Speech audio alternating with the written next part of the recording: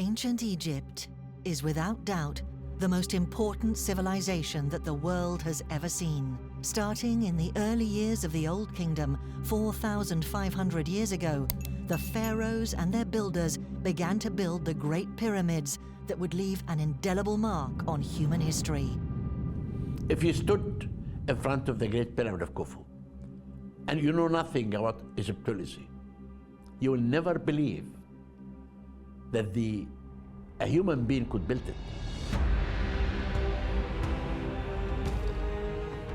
Surrounding these vast tombs, the entire Giza plateau was also transformed, sculpted out of the rock by successive rulers. The plateau became a true necropolis, the Giza necropolis, one of the biggest cities of the dead the world has ever seen.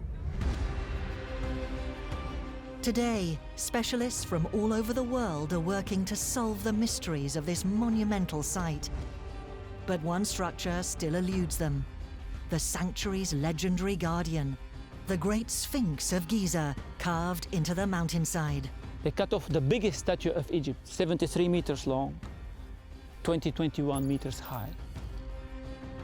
The Sphinx and its temple are unique. It never happened before. After centuries of relentless studies and analysis, this enigmatic creature still refuses to reveal its secrets. Unfortunately, till now, we have no signature anywhere or any tablet saying, "I made the Sphinx." We don't know. Who is it? When was it built? And why? Above all, who was the person that built it? If you look at the facade of the Valley Temple of Khafre and the facade of the Temple of the Sphinx, look exactly the same. The sun sets exactly on that intersection, over the Sphinx's right shoulder and into the sanctuary on the east. The world's greatest Egyptologists continue their research in the field. So one could imagine that the Sphinx is the King Khafre. Why not? Because it's in front of his pyramid.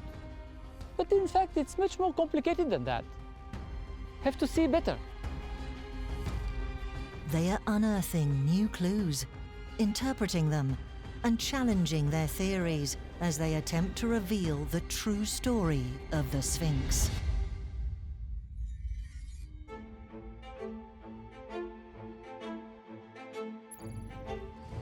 In northern Egypt, just outside Cairo, a legendary site reveals itself on the western bank of the Nile, the Giza Plateau.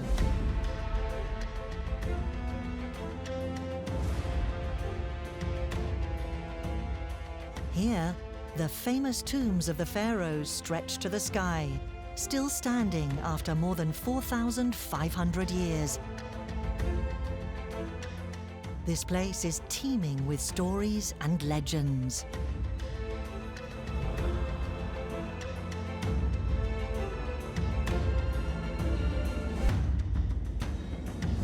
The Giza Plateau is dominated by the pyramids, but not less remarkable is the Great Sphinx of Giza, which is on the eastern side, facing out as you approach the pyramids, and it acts as the guardian of the necropolis. Amid these marvels of human history, the Sphinx stands out in all its splendor. A mythical creature with a human head and the body of a lion. Here the Egyptians cut off out of a mountain the biggest statue of Egypt, 73 meters long, 21 meters high. So here we are with a huge monument which stayed forever. What makes the Sphinx of Giza unique is that it was carved directly out of the rocky plateau in a single block, an incredible feat for the time. Standing more than 20 meters tall and 73 meters long, it's the largest monolithic statue in the history of humankind. Here we see the mountain cut off, with the stones removed to make space to cut the Sphinx inside. And the mountain it was clear it was much bigger. It was a kind of hill, maybe something similar to what we see behind. So they searched for the best quality of the mountain, which is the head of the Sphinx. It's really the best. Then they discovered that the lower layers were a little bit more softer. But anyhow, they succeeded to cut off one of the most impressive monuments in Egypt. According to experts, it would have taken around 1 million hours to sculpt something like this out of the rock, using burins, bronze chisels, and wooden mallets. Today, the Sphinx sits in all its majesty, surrounded by the very rock that made it, captivating visitors from all over the globe. For historians and archaeologists, it's one of the most studied sculptures of the ancient world. And yet, after centuries of analysis, Giza's mythical guardian still refuses to give up its secrets. For all its fame, we still know very little about it. There are no clues or inscriptions to hint at its origins. Who is it? When was it built? And why? And the greatest question of all, who was responsible for its construction? We're speaking about the identity of the Sphinx, who it represents, who built it, because we just don't have a document. We don't have a stela or another stone or temple saying, I built the Sphinx in this year, that year, it represents this and that. We just don't have it today. But until there, we can just have to establish who is the Sphinx according to our knowledge and compare. Archaeologists are constantly refining their research and their theories with one goal in mind: to reveal the identity of the builders of the Sphinx. To do this, they will have to wind back the clock and search for clues that may be scattered throughout history. A quest that begins at the dawn of the Industrial Age.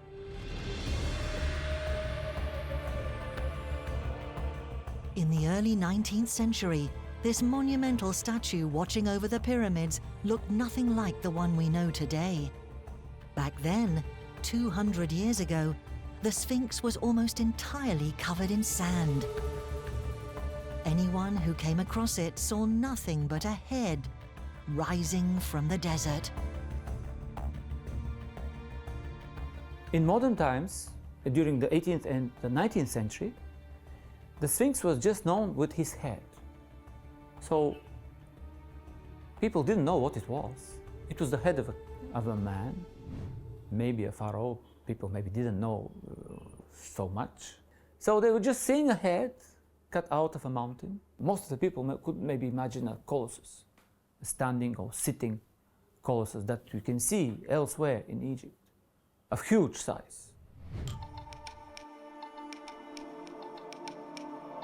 This mysterious giant head eventually began to raise too many questions. In 1816, Giovanni Battista Caviglia, one of the pioneers of Egyptian archaeology, began to excavate the Giza plateau. His objective? To find out what this legendary figure was, hiding beneath the sand. It was the first obstacle in the quest to find the origin of the Sphinx, and a colossal undertaking. To uncover the statue, thousands of tons of sand were carried away by hand. It uncovered an area of around 1,500 square meters, and its height was as yet unknown. It took a year before Caviglia and his team were able to clear the front section in its entirety. In 1817, Caviglia cleaned in front of the Sphinx, and then they discovered that it has an animal's paws of a lion. For the first time in centuries, if not millennia, a part of the statue's enigmatic body was finally revealed. But shortly afterwards, perhaps even the following year, the Sphinx was once again covered by sandstorms. Scores of archaeologists took up the task so that this incredible discovery could continue. With every attempt, it was only partly revealed, only to be buried once more, as if the guardian of Giza wanted its secrets to stay hidden. There was a lot of clearing away of the head and the shoulders of the Sphinx because they wanted to make measurements and better understand this extraordinary statue. And again, more sand came a multitude of times, and people have then cleared it away again and again. On January the 7th, 1926, a century after the first attempt, an extraordinary clearing operation led by Egyptologist Emile Barrès was finally able to fully unveil the mysterious statue of Giza.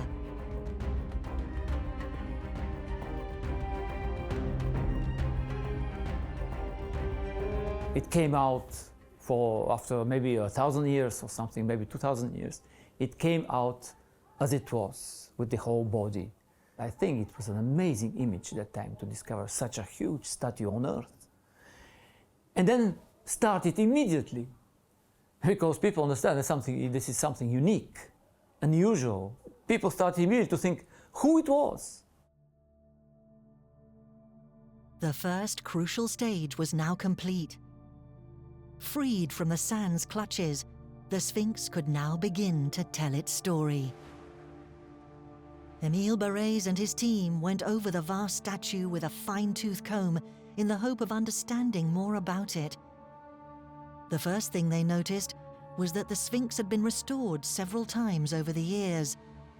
Some parts, like the front feet, had been retouched and reinforced with stone bricks at the time of the Roman Empire in the 2nd century BC. Other modifications dated back further still. This creature, only now emerging from the earth, had apparently been long revered and maintained throughout the ages. But another discovery would allow the scientists of the time to travel back even further and more precisely through the years.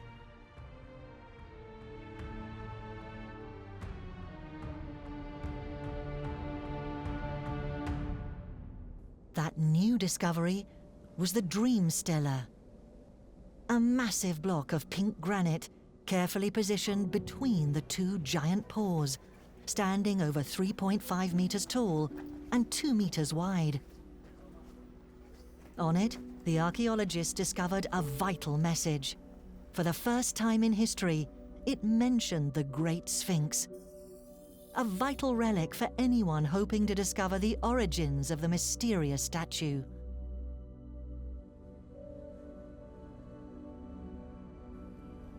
This stela, cut out of a granite stone, was carved by a king called Thutmose IV.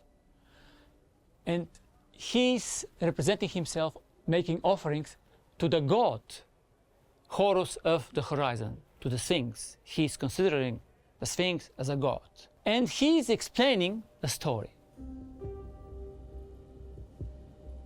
The king was hunting in the Valley of the Gazelles. It's about southeast of the Sphinx. And he was hunting and hunting and hunting, and then he was really tired, and he came to rest in the shadow of the Sphinx's head and fell asleep.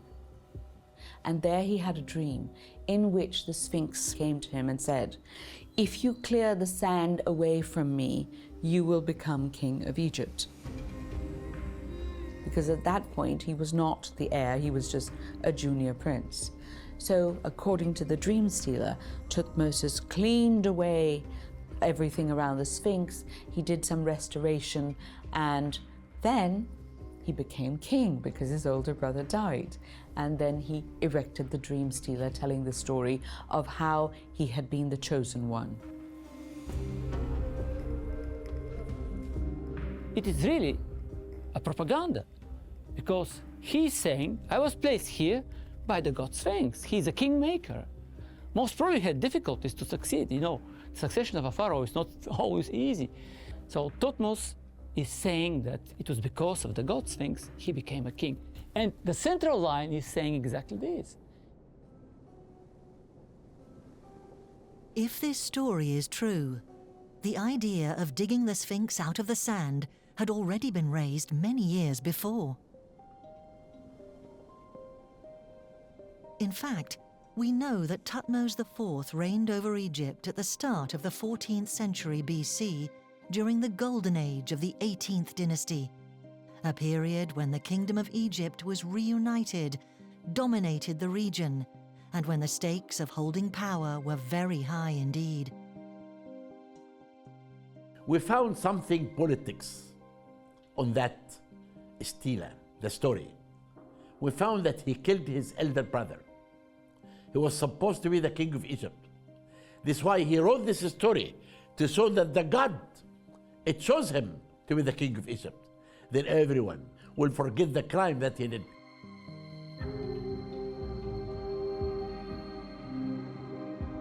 While the Dream Stela tells us about the political events taking place around 1400 BC, it also proves that the statue already existed at that time, almost 3,500 years ago. All Thutmose IV did was make use of an earlier religion to justify his place on the throne. Our search for the original builders of the Sphinx will therefore take us back even further into the past. It's time for us to leap back another 1,000 years. To find more clues, we have to return to the time when the Giza Plateau was created, along with its famous pyramids. To study the Sphinx's environment and examine the layout of this legendary site, where everything seems to be connected. Even today, scientists are still scouring the area, hoping to uncover its secrets. Scientists like Mark Lenner, one of the world's leading experts on the constructions in Giza.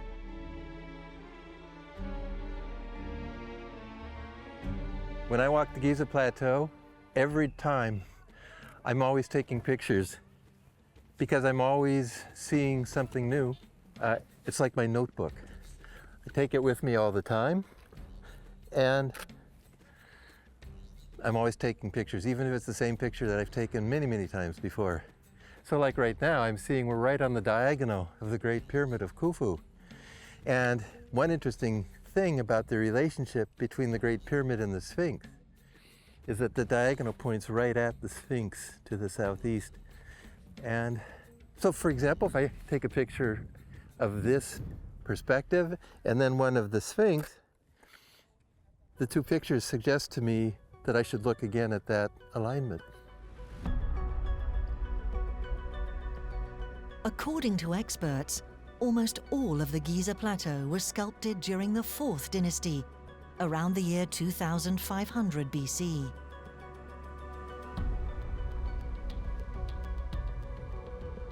One of the most remarkable times in the history of ancient Egypt is the 4th dynasty. So by the size of these pyramids, we know that during this time, Egypt was very wealthy, everything was very well organized, there was a large labor force, and there was plenty of food to feed them. So clearly this was a time where things moved smoothly, swiftly, the country was economically solid, and the arts and crafts flourished. It's into this prosperous era that we'll have to immerse ourselves in search of new clues to the creation of the Sphinx. This period is above all marked by the reign of a renowned pharaoh, the Great Khufu. In the early days of the Old Kingdom, he was the first to set his sights on Giza. This place offered the ideal conditions to build a structure that would leave an indelible mark on human history. A monumental tomb that would guarantee him a glorious life after death. I think Khufu came to Giza to build because the Giza Plateau offered him all the best natural conditions that were required for building the Great Pyramid. You have good, hard bedrock here, and Khufu's Great Pyramid is the first one to be built on the bedrock. To the south here at Giza, there are limestone layers that you see in the Sphinx. They go soft and more clay-like, hard, soft, beautiful for cutting stones. for the quarries, for the access to the valley, for the good foundation. The Giza Plateau was ideal. With its 230-meter-long square base, the Great Pyramid of Khufu rose to a height of over 147 meters until its limestone cladding was destroyed, reducing its height by 10 meters. To build it, over 10,000 laborers worked ceaselessly for 20 years, carving the 2 million blocks of stone, if not more, that were needed. If you stood in front of the Great Pyramid of Khufu and you know nothing about Egyptology, you will never believe that a human being could build it. The pyramid was the national project of the whole nation. Every household in the south and the north of Egypt participated in building the pyramid by sending workforce and food to help the king. The total mastery in its execution and its vast dimensions would make the Great Pyramid the tallest structure ever built for nearly 4 millennia. But when he came to the Giza Plateau, Khufu didn't stop at building his own giant tomb. Today, between the Sphinx and the Great Pyramid, many other tombs rise up from the sand. These tombs were for his senior officials on the west, his senior family members on the east. And over time, the people who served them, their dependents, their officials, when they died, they wanted to be buried near their lord.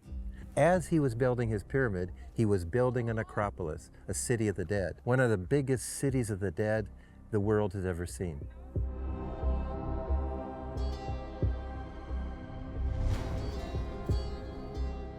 Thanks to Khufu, the Giza Plateau became the focal point of power and memory for ancient Egypt. He left such a mark that his son Khafre followed suit. Around the year 2500 BC, when he came to the throne, Khafre began to construct a pyramid of his own. A structure every bit as impressive, in order to sit beside his father for eternity.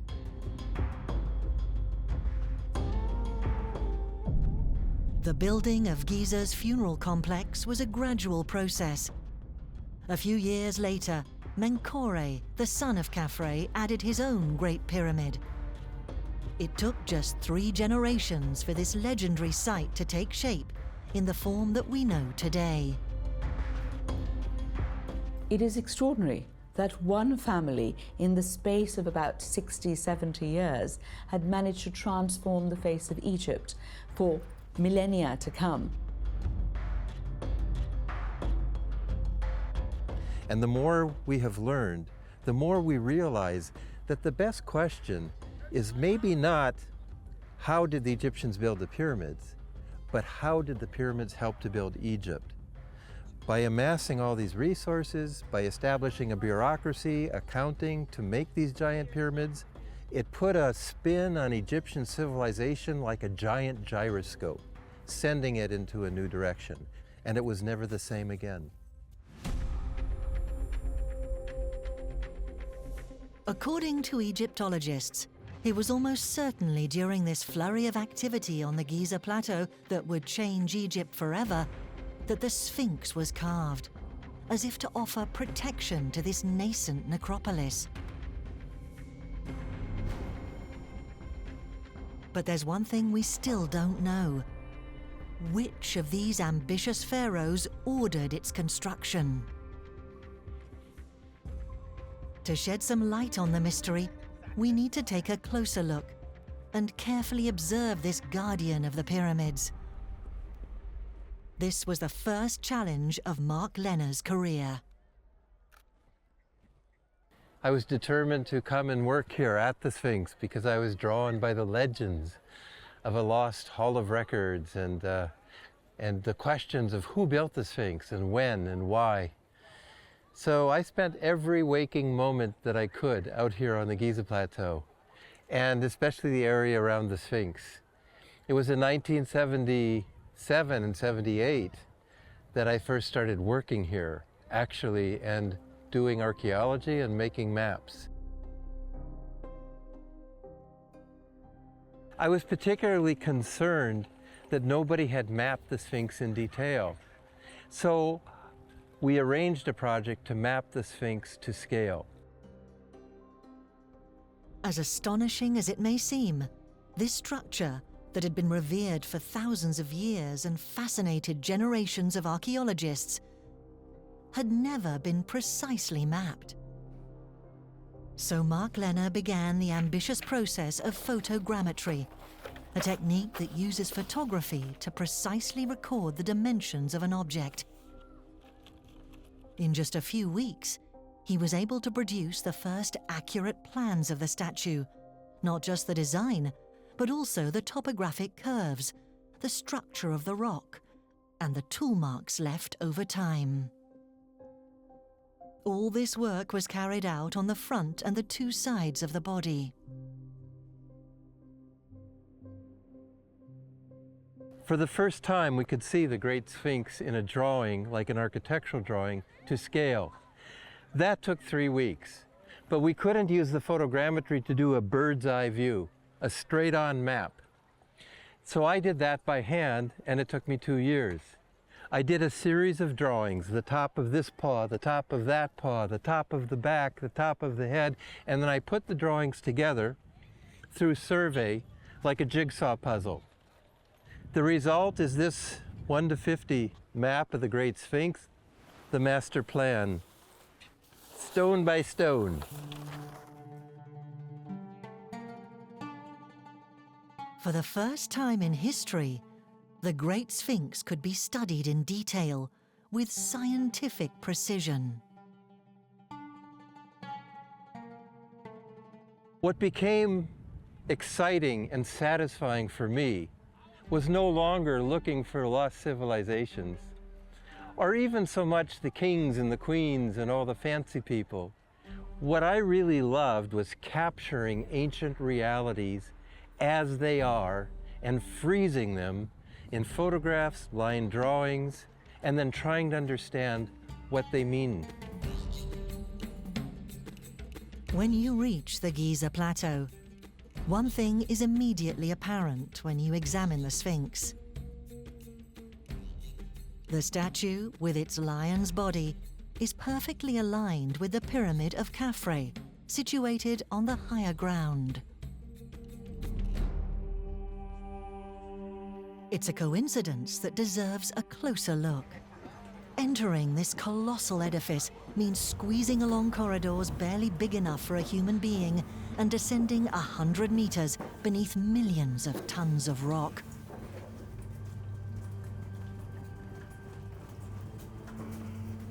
At the end of the corridor, in the center of the pyramid, directly beneath its peak, is the burial chamber. The pyramids are tombs, huge, gigantic tombs for the kings, for the pharaohs. If they were only symbolic tombs, as some think, that the kings weren't really buried here, they're still tombs. There's no getting around that. Every one of them has a sarcophagus, and I think it's very probable this is the sarcophagus where Khafre was laid to rest after he died, for sure after he died, and was mummified. Building tombs such as these was vitally important to ancient faiths, as demonstrated by the enormity of these structures. When a king dies, his son, the successor, comes to power, becomes the new king. And the first thing he's doing, he's making his tomb, his pyramid at that time. Not only the tomb, the place from where he will resurrect, he will climb up to the sky. So this is the first thing, let's say, from the first day, he's choosing a place and starting the building. This is where they thought they were perpetuated and kept alive with their court in the afterworld. The pyramids are tombs for that purpose, but they're not just tombs where you put the king away forever. They are actually like a big resurrection machine where the king and his whole court and society live on in a city of the afterlife. According to Egyptologists, the pyramid and tomb were only one part of each pharaoh's funeral plans. Just like his father, Khufu, Khafre began to construct a whole complex of his own. After beginning his pyramid, Khafre added another pyramid next to the base of its southern edge. To the east, he built his first temple, the burial temple, from which a 495-meter causeway begins. Further down, another temple was built, the Valley Temple, and next to that, the Temple of the Sphinx was built in honor of the great statue. For Mark Lenner, there's no doubt that the Sphinx was also built under orders from Khafre. According to the archaeologist, every piece in this vast complex follows the same construction principles, carved from the same rock and built with the same materials. The Sphinx is part of one set piece, like a sculpture. A sculpture includes Khafre's Valley Temple at the end of his long ramp or causeway made out of the living rock. The foundations of the Valley Temple belonging to the Khafre pyramid are made out of that same rock in the same place. The temple in front of the Sphinx is made from huge limestone blocks taken from the quarry that created the Sphinx. In fact, the side of the causeway forms the south side of the Sphinx itself. If you look at the Valley Temple, the facade of the Valley Temple of Khafre and the facade of the Temple of the Sphinx look exactly the same. So it's like clay. You take a piece of clay and you mold out of it two temples, and you mold the Great Sphinx in this clay, and then you mold a big ramp coming into these temples. Then it all looks like one piece of sculpture, a set piece, one ensemble. The Sphinx and Khafre are intimately tied together by the very shaping, the very sculpting of the living rock. That's why, for me, it's most probable that Khafre made the Sphinx as part of his pyramid complex. And so it would seem that around 2500 BC, Khafre designed an entire complex, a perfectly coherent, full-scale sculpture, with the Great Pyramid on one side and the Sphinx on the other. But within this vast architectural complex, one detail interrupts the sense of harmony. The long funeral causeway connecting the Pyramid Temple to the Valley Temple has one intriguing feature. As we approach the Sphinx, there is a significant deviation between the causeway and the Sphinx. You see how they look like they're oblique to each other at an angle. The causeway is running 13 degrees to the south of due east, where the Sphinx is sitting due east. Now maybe that's grist for the mill, this difference in orientation between the Sphinx and the causeway. Maybe that's grist for the mill of theorists thinking, oh, maybe the Sphinx is older, maybe somebody else made it. Some Egyptologists are taking this deviation very seriously. It could be enough to undermine Khafre's position as creator of the Sphinx. One of the curious things about if Khafre had built the Sphinx is that why would he choose this place? Because if I were Khafre, I would have my causeway going straight. And so this suggests that this depression and this lump of stone were already there. Khafre is avoiding the Sphinx. This feature is quite clear. The Sphinx was there before Khafre built his causeway, before he built his temples and pyramid.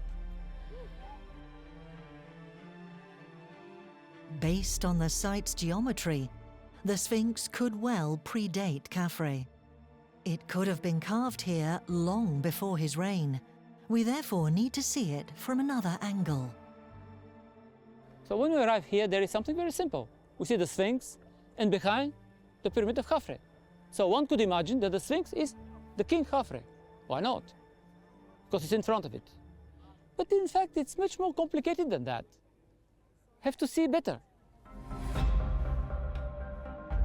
In fact, it's possible that the Sphinx wasn't made to be seen from the front, but in profile, like the majority of Egyptian representations. Indeed, according to Vasil Dobrev, most visitors at the time came not from Cairo as they do today, but from the old capital Memphis. Egyptians would follow the Nile and its canals to Giza to honor the dead, arriving at the site from the southeast. When they reached the necropolis, they would see the Sphinx in profile from end to end, and behind it, only one pyramid stood out, the Pyramid of Khufu. Seen from this perspective, this alignment changes everything. It could suggest that this totally unique statue was the work of the first pharaoh that laid claim to this place. Looking more closely, you might even believe that it's Khufu's face, carved out of the mountain. When we look at the Sphinx, the first question we ask ourselves is who it represents. I think it represents the king Khufu, his face. First of all, because the face of Khufu was quite large. On the contrary, the face of Khafre, his son, is quite long. Not the same. Then the second element, very important element, the Sphinx never had a beard from the beginning. It was cut off the mountain without a beard. So this is a big question because all the images of King Khafre show him with a beard. So it is more easy to connect an image of the Sphinx without a beard to Khufu, who never was represented with a beard. The question of whether the Sphinx originally had a beard is still a divisive one for the scientific community. Fragments were found at the base of the Sphinx the last time the sand was cleared. But this beard could well have been added during the 18th dynasty, following Thutmose IV's dream. Other Egyptologists believe that it was quite simply broken off, then reattached at the time. The mystery remains unsolved.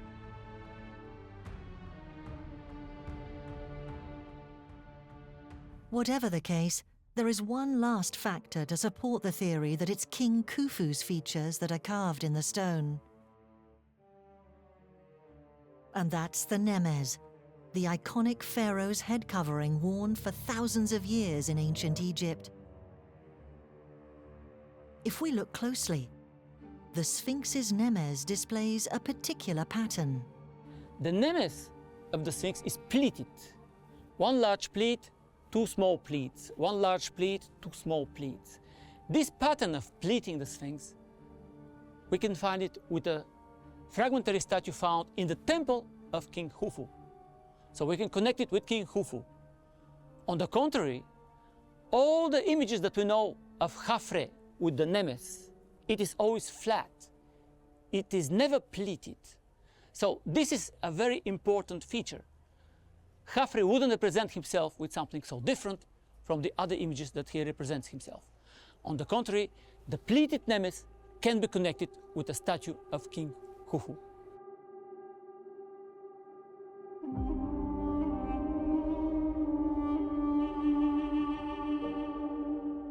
For Vasil Dobrev, the identity of the Sphinx is clear, but one question remains.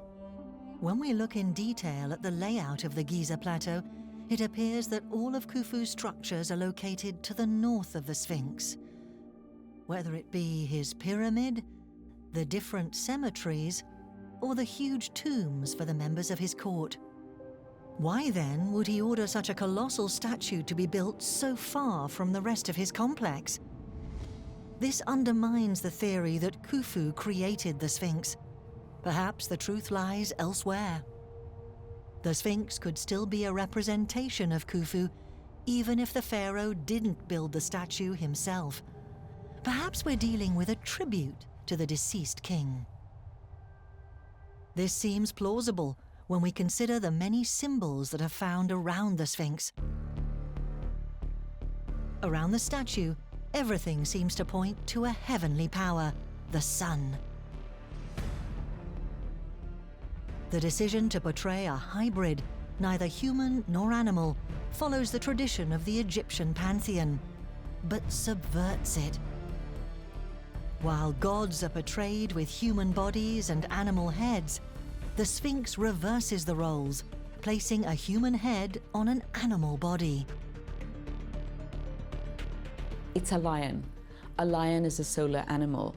They're golden yellow, they have big gold eyes, and they have this wonderful ruff around their head, which is of course just like the rays of the sun coming out. And the same way that the lion dominates the landscape, so does the sun dominate the cosmos. In addition to its appearance, its perfect east-west alignment also relates to the sun's movements. And more precisely, to its course throughout the day, from dawn until dusk. For Vasil Dobrev, all these signs point to one thing: that King Khufu was deified after his death and connected to Ra, the supreme god of the sun.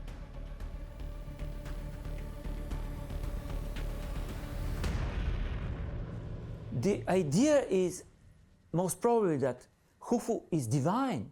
With his resurrection, he became a solar being because he's not Ra, but he's next to Ra, solar being. And now he comes down because that is the meaning of the pyramid.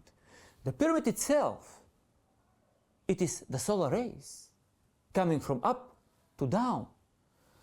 Through the pyramid, the god Khufu will come down as the image of the Sphinx, something different, something new, a divine image, not just a human image. By building the Sphinx, the reincarnated Khufu could reign over Giza for all eternity. But who was behind this tribute? It obviously wasn't the deceased King Khufu himself, and it seems the colossal statue already existed when his son Khafre came to the throne.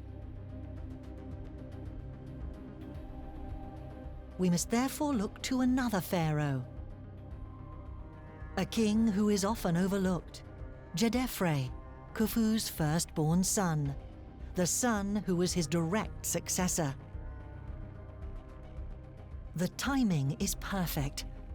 His reign was in between that of Khufu and Khafre, making him the perfect candidate. All the more so because he's thought to have been a devout worshipper of the sun.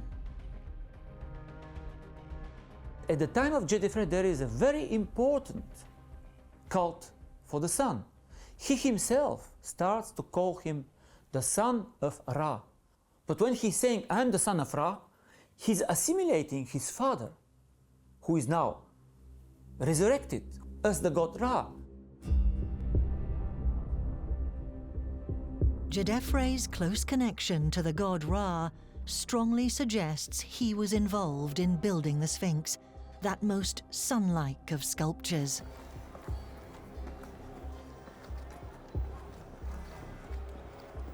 But despite all this, Mark Lehner believes these clues are not enough to dethrone Khafre as the builder of the Sphinx. In fact, he is eager to draw our attention to another of Khafre's structures at Giza.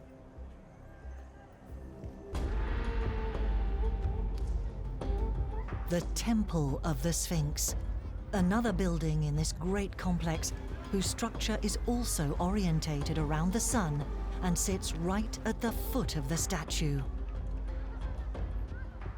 Now, the temple has been studied by Egyptologists, and in order to understand the meaning of the Sphinx, you have to understand the meaning of this temple. This temple has an open court, open to the sun. 10 colossal statues of the pharaohs stood around this court. The covered part of the temple is a colonnade. It was supported by 24 granite pillars, polished. maybe for the 24 hours of the day and night. The axis of the temple, defined by the sanctuary on the east and another one on the west, points not at the Sphinx, but it points up the plateau to the south side of the second pyramid, the pyramid of Khafre. And at the equinoxes, March 21st, 22nd, September 21st, 22nd, the spring and the fall equinoxes, the sun sets exactly on that intersection, the south side of the Khafre pyramid, over the Sphinx's right shoulder and into the sanctuary on the east. The ancient Egyptians were very good at orientation, so they would have observed these things, calculated angles, and then chosen where to put something that was so meaningful. This degree of precision was no accident. The temple, the Sphinx, and the Great Pyramid are only aligned because Khafre wanted them to be. With this in mind, it seems clear that all these structures are part of the same complex, dictated by the movements of the sun. They must therefore be the work of Khafre. It's a convincing theory, but the Temple of the Sphinx has one final feature that Mark Lenner wants us to see. It allows us to connect its construction to that of the Sphinx. This temple was made of huge blocks of limestone that came from the quarry that made the Sphinx itself. It seems the laborers carved out the mountain that produced the Sphinx while also using it as a quarry to build the temple. To shape the Sphinx, they carved out huge blocks of stone, which they then simply moved a few meters away and used to gradually construct the temple. This technique becomes obvious on closer inspection of the building's remaining walls. So this yellow band runs continuously through most of the blocks of the Sphinx temple. We call these type 8 blocks with the yellow band. We know they came from this part of the Sphinx, right across the chest. And they run continuously through the temple walls because as you cut blocks weighing 100 tons from the quarry that created the Sphinx, and you move them down ramps onto this lower floor for baking the walls of the Sphinx temple, you don't have a lot of opportunity with 100-ton blocks to just scramble them up. So it makes sense that they're being put in sequence as they're starting to shape the Sphinx. And what is certain by architecture, by archaeology, is that the Sphinx temple was built after the Khafre Valley temple was already complete. So if the Sphinx temple and the Sphinx are being completed at the same time, and the Khafre Valley temple is already completed, it means the Sphinx was created in the reign of Khafre, and probably late in his reign. It all points to Khafre.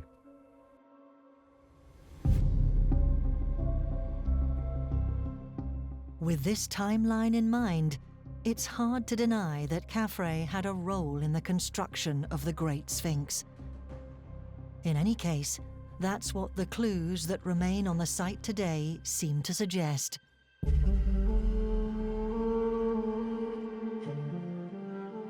For 4,000 years on the Giza plateau, the Sphinx has puzzled and fascinated everyone who comes across it. A statue without equal, revered throughout the ages by many religions and traditions. It was a very important image that was resurrected when it was already 1,200 years old. So already it was a national symbol. It's where kings came to be ordained, the way popes go to be ordained at the Vatican. Kings would come here in the first year of their reign for the ancient Sphinx to say, yes, I endorse your kingship. So the Sphinx has had a very complex history and a very interesting relationship, not just as a god who was worshipped by the ancient Egyptians, but by a fearsome figure of the pharaonic past, filled with magic and power for all the people who lived in Egypt, a great curiosity for other people from abroad to come and experience, and of course the object of study for scholars and antiquarians. Even today, archaeologists and Egyptologists are still working to understand the original purpose of this staggering sculpture. The Sphinx was built by Khafre to worship his father, Khufu, who rises and sits as the sun god from the temple in front of the Sphinx. Even if one theory seems more persuasive than the others, it's crucial to keep asking questions to ensure that no scenario or line of inquiry has been overlooked and that the historical truth has not been missed. Khufu? Djedefre? Khafre? Only one thing is certain. Within a matter of years, this family achieved something incredible, changing the face of Egypt forever and leaving an indelible mark on human history.